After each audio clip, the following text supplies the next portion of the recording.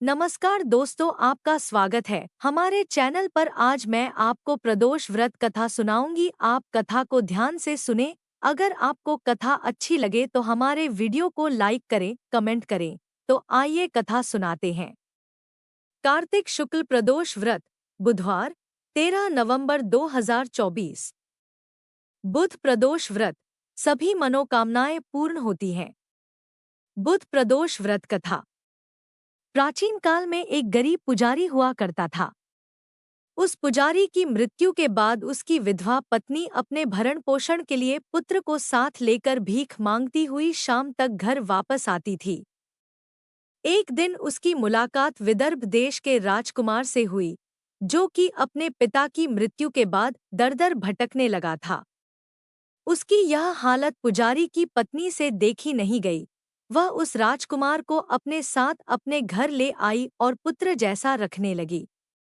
एक दिन पुजारी की पत्नी अपने साथ दोनों पुत्रों को शांडिल्य ऋषि के आश्रम ले गई।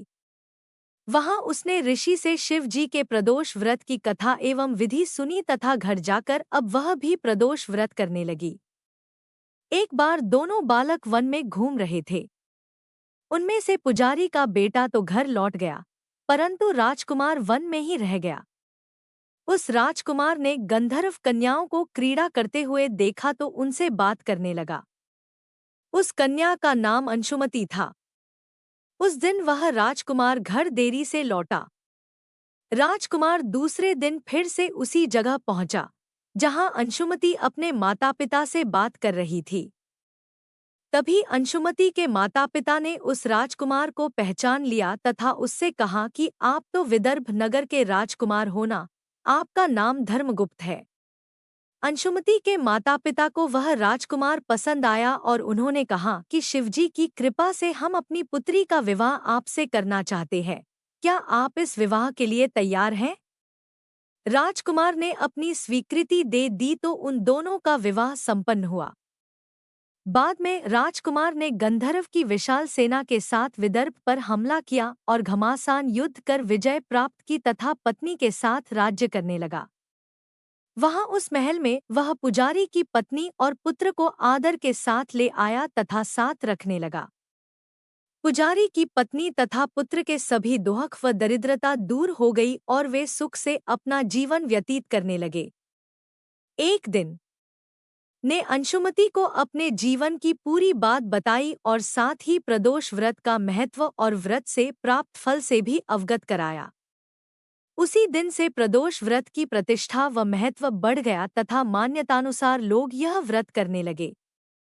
कई जगहों पर अपनी श्रद्धा के अनुसार स्त्री पुरुष दोनों ही यह व्रत करते हैं। इस व्रत को करने से मनुष्य के सभी कष्ट और पाप नष्ट होते हैं एवं मनुष्य को अभीष्ट की प्राप्ति होती है।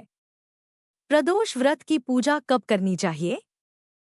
प्रदोष व्रत की पूजा अपने शहर के सूर्यास्त के समय के अनुसार प्रदोष काल में करनी चाहिए।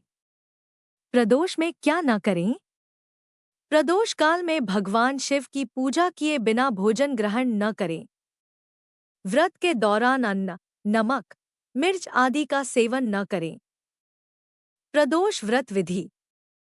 प्रदोष व्रत करने के लिए व्यक्ति को त्रयोदशी तिथि के दिन सूर्योदय से पूर्व उठना चाहिए। नित्यकर्म से निवृत्त होकर भगवान श्री भोलेनाथ का स्मरण करना चाहिए। इस व्रत में अन्न ग्रहण नहीं किया जाता है। पूरे दिन उपवास रखने के बाद सूर्यास्त से 1 घंटा पहले स्नान करके सफेद वस्त्र धारण किए जाते हैं।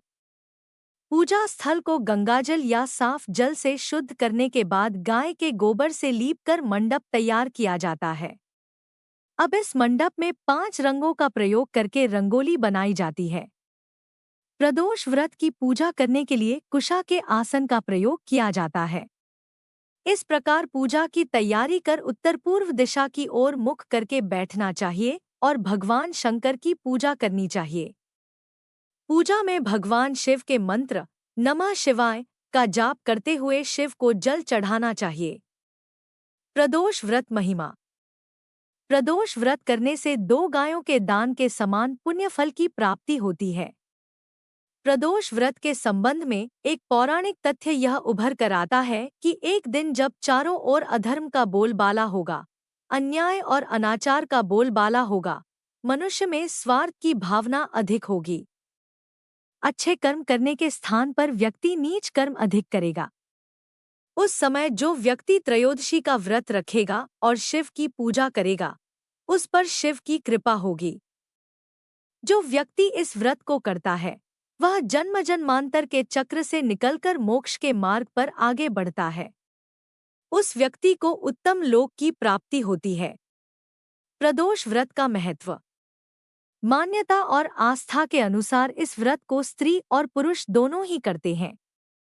कहा जाता है कि इस व्रत को करने से कई दोषों से मुक्ति और संकटों से मुक्ति मिलती है। यह व्रत साप्ताहिक महत्व भी रखता है। रविवार को प्रदोष व्रत करने से लंबी आयु और अच्छे स्वास्थ्य लाभ प्राप्त किए जा सकते हैं। सोमवार को त्रयोदशी को किया जाने वाला व्रत आरोग्य प्रदान करता है और मनुष्य की सभी मनोकामनाएं पूरी होती हैं। यदि मंगलवार को त्रयोदशी का प्रदोष व्रत हो तो उस दिन व्रत करने से रोगों से मुक्ति और स्वास्थ्य लाभ मिलता है। यदि बुधवार को प्रदोष व्रत किया जाए तो उपासक की सभी मनोकामनाएं पूरी होती हैं। यदि प्रदोष व्रत गुरुवार को किया जाए तो इस दिन के व्रत के फल से शत्रुओं का नाश होता है। शुक्रवार को किया जाने वाला प्रदोष व्रत सौभाग्य और दाम्पत्य जीवन में सुख समृद्धि के लिए किया जाता है। यदि संतान प्राप्ति की कामना हो तो शनिवार को प्रदोष व्रत करना चाहिए। अपने उद्देश्यों को ध्यान में रखते हुए जब प्रदोष व्रत किया जाता है तो व्रत की पूर्णता बढ़ जाती है। प्रदोष व्रत का उद्यापन। इस व्रत को 11 या 26 त्रयोदशी तक रखने के बाद व्रत का पारण करना चाहिए। व्रत का उद्यापन त्रयोदशी तिथि को ही करना चाहिए। उद्यापन से एक दिन पहले श्री गणेश की पूजा की जाती है। पूर्व रात्रि में कीर्तन कर जागरण किया जाता है। सुबह जल्दी उठकर मंडप बनाया जाता है। मंडप को वस्त्रों और रंगोली से सजाया जाता है। उमा सहित शिवाय नमः मंत्र का 108 बार यानी जाप करके हवन किया जाता है। हवन में आहुति के लिए खीर का प्रयोग किया जाता है। हवन समाप्त होने के बाद भगवान भोलेनाथ की आरती की जाती है और शांति पाठ किया जाता है। अंत में 2 ब्राह्मणों को भोजन कराया जाता है और अपने सामर्थ्य के अनुसार दान दक्षिणा देकर आशीर्वाद प्राप्त किया जाता है। दिनवार प्रदोष व्रत। रवि प्रदोष आरोग्य एवं दीर्घायु की प्राप्ति। सोम प्रदोष मानसिक शांति एवं सुरक्षा, समस्त मनोकामनाएं सफल। भौम प्रदोष ऋण मोचन। बुध प्रदोष समस्त मनोकामनाएं पूर्ण। गुरु प्रदोष शत्रुओं का नाश, पितरों की तृप्ति, भक्ति में वृद्धि। शुक्र प्रदोष मनोवांछित सिद्धि, चारों वस्तुओं धर्म, अर्थ, काम, मोक्ष की प्राप्ति।